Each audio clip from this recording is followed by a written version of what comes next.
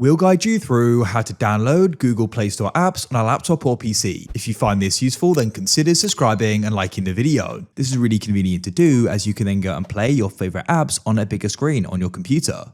So let's get started with this. You need to head into the link in the pinned comment or the description, and that will bring you to a site called BlueStacks. That is an affiliate link which supports the channel at no extra cost to you.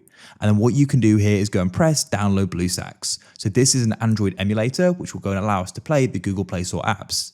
Now that we've downloaded it, you need to go and open up your downloads in your file explorer, and you want to go and double click on the installer or run. You'll get a pop-up and there'll be a button in the bottom right you need to press, and it'll then start downloading and installing. Be patient while it goes and runs through. When it's finished, it should automatically start. If it doesn't, you can go and search for BlueStacks and you can go and run BlueStacks 5. When it opens, you should get brought straight to the store. If you're on the home screen, you can just press the store button, and these apps are from the Google Play Store. If we go and click on one, for example this here, you can press install from Google Play, and the Google Play Store will then go and open up.